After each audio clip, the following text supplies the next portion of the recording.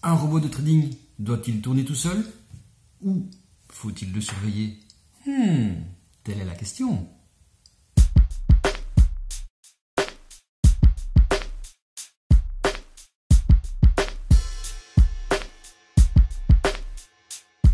Bienvenue sur la chaîne Argent d'Or avec Olivier, chaîne où nous parlons d'investissement en tout genre, d'arnaques, de détails techniques et de façons de gagner de l'argent pour pas cher.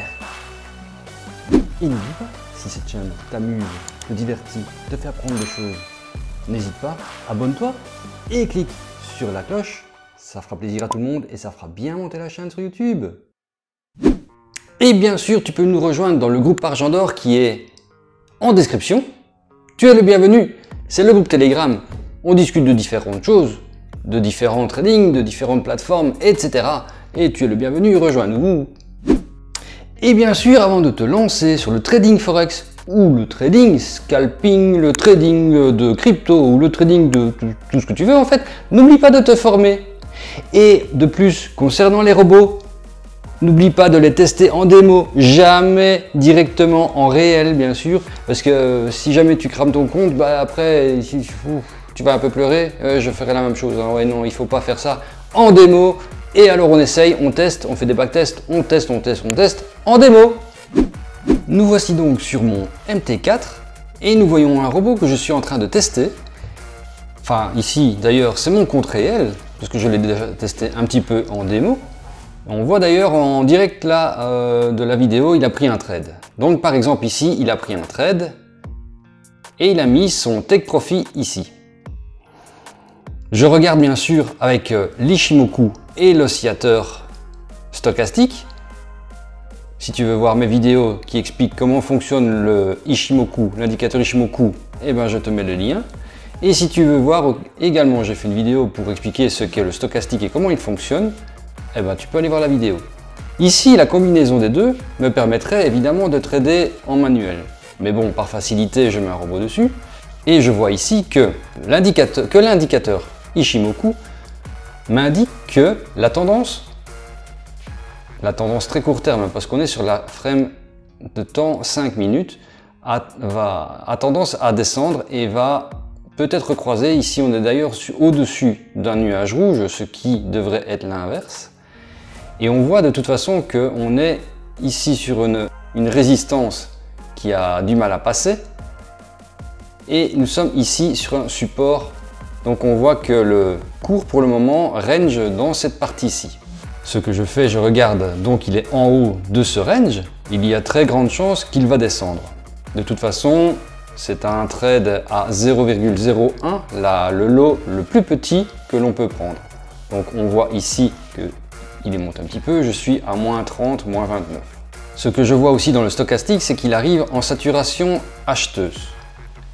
Donc, il va bientôt faire une inversion, théoriquement, comme il a fait ici, comme il a fait ici, etc. Ou dans l'autre sens, si on veut. Hein. On voit bien que là, il est en saturation, il est redescendu. Là, il est en saturation, il est redescendu. Ici, la logique voudrait qu'il soit en saturation et qu'il redescende. Sauf évidemment s'il perce vers le haut, comme ça peut toujours arriver, et ça ce sont les risques du trading que l'on ne sait pas anticiper. Et donc ici, tant qu'il reste dans la norme de trade et du range, ben je le laisse aller. Et si je vois qu'il est difficile à aller toucher le take profit et que ça dure longtemps, alors là je coupe à la main. Si je vois bien sûr que ça part dans l'autre sens, mais bien quoi, que ça monte bien, pas juste une petite montée, parce que c'est tout le temps comme ça, monter, descendre.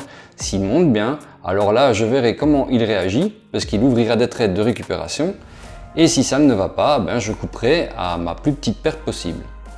Ici, évidemment, ça se dirige vers le gain, on est maintenant à 5 cents de gain, et normalement, le take profit est placé pour avoir un gain de 0,40. Donc je le laisse ainsi, je le laisse aller. Et si jamais une anomalie se passe, alors je le coupe avant qu'il y ait une plus grosse perte que ce que je pourrais éviter en coupant manuellement. Et si je ne suis pas devant mon écran, ce que je fais, c'est que j'ai mon smartphone avec moi. Et alors de temps en temps, je regarde les trades. Et si les trades sont dans le bon sens ou dans le mauvais sens, en fonction de là, je décide de les laisser aller ou de les couper. Évidemment, il ne faut pas regarder cela toutes les 5 minutes. Il faut laisser aller un petit peu et voir en fonction du trade s'il est bon ou s'il n'est pas bon. Ici, on voit qu'on est à 0,20, 0,22. Il a été assez rapide pour y arriver puisqu'on est dans la bougie suivante, donc je le laisse aller. Et si je voyais que ça a tendance à traîner, je le couperais moi-même ici tout simplement. Et voilà comment moi personnellement je surveille mes robots de trading, que ce soit en test ou en réel. Il faut voir le robot trading plutôt comme une aide au trading et pas comme une entité complète qui va trader à ma place. Alors de mon avis strictement personnel, les robots de trading doivent être surveillés bien sûr. Tu ne peux pas laisser tourner un bot de trading comme ça sans le regarder. Tu dois regarder quand il prend position, le contrôler de temps en temps. Je ne dis pas qu'il faut rester derrière l'écran tout le temps, bien sûr c'est un robot, sinon on traite manuellement. Il faut de temps en temps jeter un œil pour vérifier que ses positions partent dans le bon sens ou au moins sont rattrapées, ou dans le fonctionnement du robot, que tout part bien. Parce que parfois il faudra peut-être couper avec une petite perte, même vaut mieux couper avec une petite perte qu'avec un énorme naufrage du compte. Et maintenant que tu sais comment surveiller ton robot de trading, on se voit à la prochaine vidéo. Allez, ciao!